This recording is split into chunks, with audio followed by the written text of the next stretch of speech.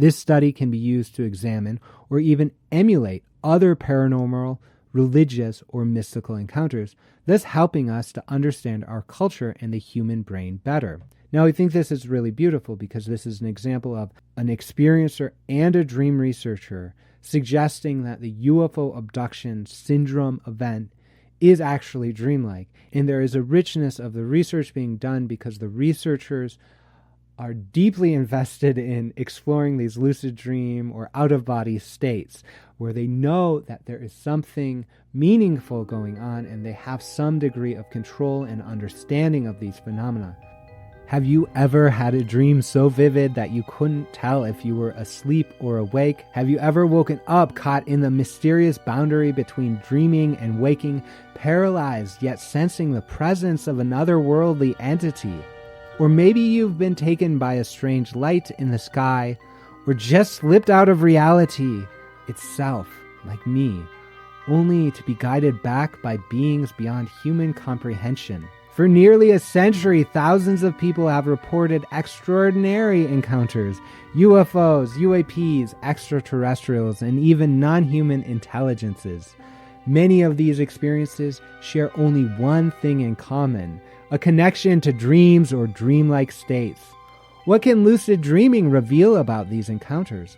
What insights might it hold for understanding the mysteries of UAPs and NHIs? Welcome to the D-SETI podcast, where we explore the intersection of lucid dreaming and the search or study of extraterrestrial intelligence. I'm your host, Daniel Rekshan, a lifelong experiencer and dedicated researcher of profound dreams, strange omens, and mystical encounters. Together, we'll dive into the unknown, going deep into the realm of dreams and wakefulness. There's no way to understand dreaming without actually dreaming.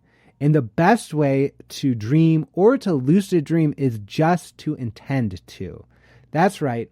All you need to do is to want to have a lucid dream, to set the intention to remember your dreams, and to just imagine what it would be like. In this episode, we'll cover the simplest method of lucid dreaming: intention. Throughout this episode, I'll use the word intention. This word is very similar to another word that's been used often with dreams, which is incubation. Dream incubation is an ancient and traditional practice of working with dreams. I look to the practices associated with Asclepius, the ancient Greek god of dreams and medicine. I'll use the term intention throughout, but just know I'm also talking about dream incubation. Stay to the end and you'll discover how a recent peer-reviewed dream research study uses intention to explore ET and NHI contact. It is now time to read the second dream from my dream book, Liber Visionorum Xenomanticarium, which is an illustrated dream book I use to explore lucid dreaming and to validate my teachings of lucid dreaming. Like all pages in this book, the second page is a watercolor with pen and ink on top of it. In the center is a diamond figure radiating energy. It's the same pattern from the dream before. To the right of the geometric figure in the center is me holding a book, the LVX book, and I'm floating up into the sky, being drawn by a UFO with hieroglyphics around the side. To the left of that UFO is a chalkboard. Chalkboard is connected with the geometric figure in the middle, and the chalkboard has the same glyphs that the UFO has. At the bottom of the painting is an image of my dreaming or sleeping face. My eyes are closed, and it's clear that these are dream images. The text of the dream reads, "I focused so hard on lucid dreaming that I summoned a portal and saw myself as a teacher of dreams in the room where the universal language is taught. As I awake, reality is tested." That's what the dream says. So that's the reading of the dream. We'll get to the interpretation after the main topic of this episode. The main topic of this episode is how to lucid dream using intention. The easiest method to lucid dream tonight is to simply want to have a lucid dream tonight. Saying to yourself, I want to have a lucid dream, I will have a lucid dream tonight, and meaning it may actually help you have a lucid dream tonight. Science teaches us that lucid dreaming is a learnable skill and that techniques are helpful, but ultimately that each person has their own technique. Simply having the intention to lucid dream is the key to lucid dreaming. Now that I've shared the ultimate secret of lucid dreaming with you, let me unpack it for you so that you can use it to have lucid dreams and to control them. There's a few tricks to this secret, which I'll share with you. Otherwise, you probably would have already had lucid dreams. Prospective memory and lucid dreaming. The skill of lucid dreaming is based on another skill called prospective memory, which is basically the capacity to set the intention to do something in the future and then actually remember that intention. For example, you may set the intention to get a cooking ingredient from the store, but remember that fact only after you start cooking, in which case your prospective memory failed to activate at the grocery store. If you've ever tried to set your own mental alarm clock by intending to wake up at a time, then you know what it's like to use your prospective memory to accomplish your intention. Likely, you were only successful some of the time. Don't worry, prospective memory is a skill that you can develop and apply to both your grocery lists and your lucid dreams. Set your intention to lucid dream. There are many different ways you can set the intention to lucid dream, and they sometimes might feel like superstitious rituals. Some people establish a habit of reality checking or state testing. Some people focus on their intention before going to bed, taking time to deeply feel their intention to lucid dream. Some people repeat affirmations like, I will lucid dream. There are many ways you can set your intention. All that matters is that you set the intention to lucid dream and you mean it. The key to intention is to make it meaningful to you. Dream researchers have noted that subjects tend to lose interest after a while in simply recalling their dreams, so it's helpful to keep yourself motivated. You might set goals for yourself or connect lucid dreaming with a spiritual practice. How I use intention for my lucid dreams. My go-to trick is to establish a daily art practice on the assumption that I will remember my dreams and express what I encounter. You should find something that is especially meaningful to you that will motivate you to work with your dreams every day. It could be as simple as talking about them with a trusted friend. Here's how I use intention to lucid dream. 1. I make sure I have the habit of dream recall. If you need help with that, start a dream journal. You can use the Dreamwell mobile app or a dream journal, or simply write down how much of your dreams you remember every morning. That simple practice will kickstart your ability to remember your dreams. 2. I make my intention meaningful to me, like using my dream in a daily art practice or making them part of my spiritual growth. 3. I take a physical action every day to express my intention to have lucid dreams, like handwriting a sentence about my dreams, meditating on them in preparation for my sleep, or speaking aloud my intention. 4. I remember my intention throughout the day. Typically, whenever the Dreamwell mobile app gives me a notification to test my reality or do the state testing. These are brief prompts to test whether or not you are in a dream.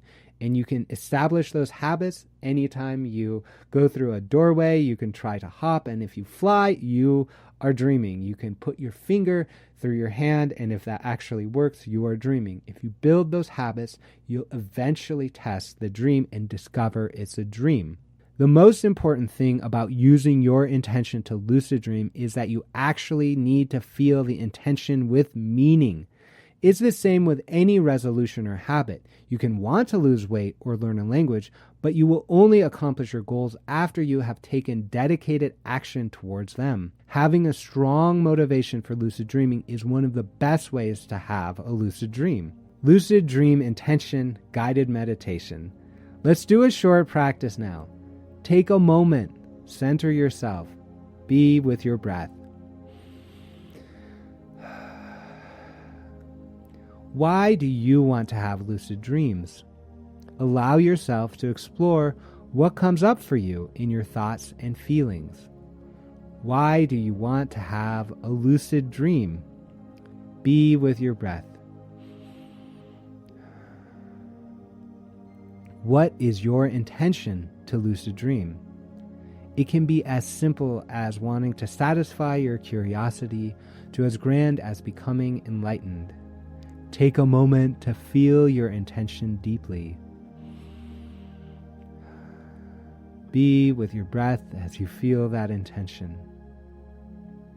Now, what are you going to do to express that intention? What ritual will you develop? Perhaps you'll speak it aloud, write it in a journal, or meditate on it before bed. Whatever you do, deeply feel it and make it meaningful to you. Take a breath or two more, working with your intention in whatever way is meaningful to you. And we'll come back to discussing the topic of intention to lucid dream. While intention is key to lucid dreaming, techniques do help. In the upcoming episodes, we'll cover other methods and techniques to have lucid dreams. Just for now, know that you are a powerful being capable of dreaming a new world.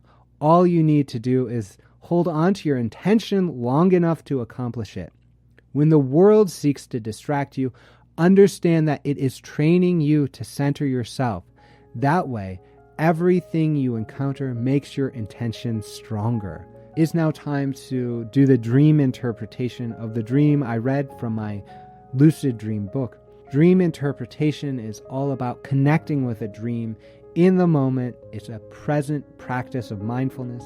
We're not trying to solve the messages of the dream or to figure out psychological complexes, although that sometimes happens.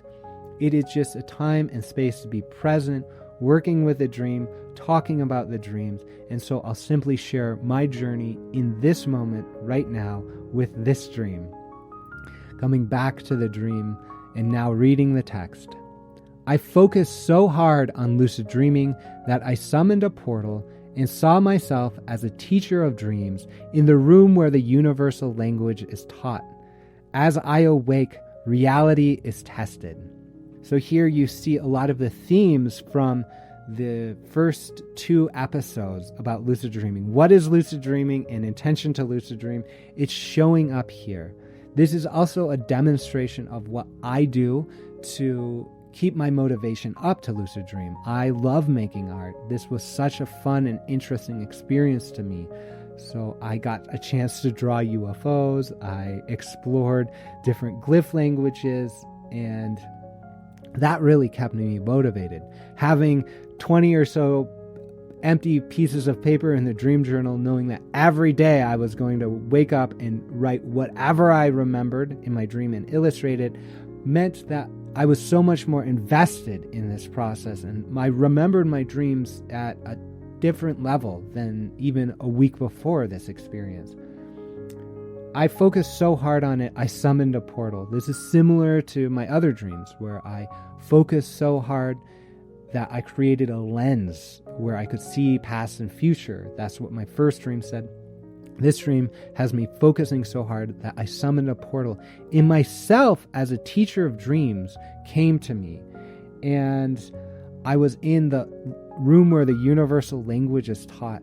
And this comes from a movie, from the Arrival movie, where there's aliens that come and teach a linguist about how to speak this circle language that teaches past and present and and brings those together, and it happens in dream and waking and all time. And I thought that was a really beautiful metaphor for working with dreams and others and non-human intelligences. And so that's really deeply permeated who I am as a dreamer. And when I show up in that environment of where the universal language is taught, it means something to me. And this language that I'm showing on the UFO and the chalkboard and the imagery relates to that. And that language is a language that I've channeled since around 2012 when I had a ceremony on the solstice, and it really opened my third eye, and I had months of these glyphs coming through and this geometry that just wouldn't stop. And so this references that too. And I really like how I summon the portal in my lucid dream, and I, from the future, holding this book, the LVX book, the book I'm dreaming, comes to me at the end of it. So I'm even talking about dream loops here. And that was a major message of my work this summer, is how dream loops are involved. And that relates to the work of Eric Wargo recently, but has come through other precognitive sources about directly from dream practice and things like that. This dream is the second dream in the book, and it is hitting the mark of what I intended to do, which is have lucid dreams according to intention, where I'm making art from there, and it has something to do with ET contact. Now, all of these themes are coming in, and I'm actually accomplishing it. It felt really good, and I just want you to know that you can accomplish your lucid dreaming goals. And sometimes you might have an intention and you don't remember your dreams, and it can feel demotivating. But I testify that as you continue these practices, and it might take months or weeks or days or years, whatever, you'll eventually get to that experience. And for me, this felt like a gift, and it still feels like a gift. And that's why I'm sharing it, because I feel like I was gifted these dreams, and I want to share them with you because I think they're informative.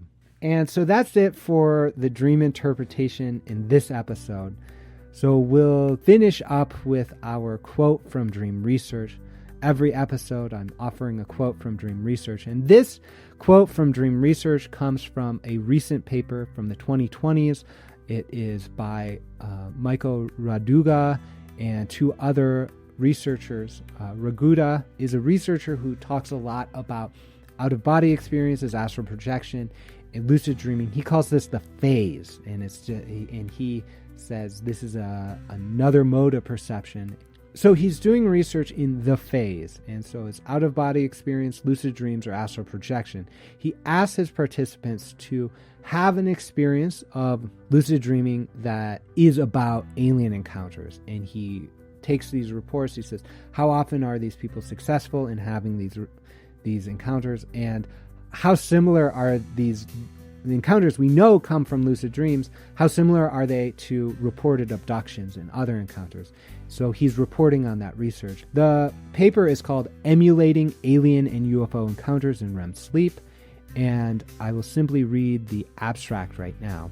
Alien and UFO encounters have been a well-known part of human culture for centuries, but we are still unsure of their nature. Some studies suggest that in some such encounters, these phenomena could be related to dissociative REM sleep states like lucid dreams, sleep paralysis, and out-of-body experiences. The present research focuses on the hypothesis that if some alien or UFO encounters are indeed the product of REM sleep, then they could be deliberately emulated by lucid dreaming practitioners. Therefore, this experiment could help explain the mysteries of alien and UFO encounters. To check our hypothesis, we implemented an online resource through which we instructed a group of 152 volunteers to try to emulate alien and UFO encounters using lucid dreams. The volunteers made these attempts at home, and their efforts were verified and analyzed by the researchers. Of the volunteers, 114, that's 75%, were able to experience alien and UFO encounters after one or more attempts. The results indicate that 61% of participants encountered alien-like creatures, 28% encountered UFOs, and 24% experienced fear or sleep paralysis. Regarding the successful cases, 20% were close to reality in terms of the absence of paradoxical dreamlike events. Alien UFO encounters can be emulated willfully and can be perceived as being very close to reality. In theory, random people might spontaneously encounter alien UFO encounters during REM sleep and confuse the events with reality. This study helps explain at least some alien UFO experiences that arise at bedtime. This study can be used to examine or even emulate other paranormal, religious, or mystical encounters, thus helping us to understand our culture and the human brain better.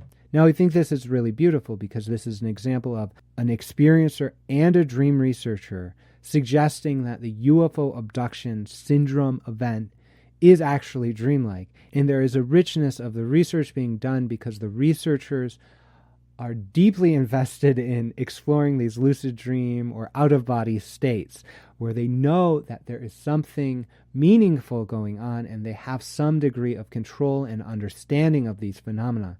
This quote reminds me a lot of the quote we shared in the first episode, where the first lucid dreamer to scientifically prove lucid dreaming testified that lucid dreaming produces experiences like the UFO abduction. The second quote now continues that tradition of observing the similarities there.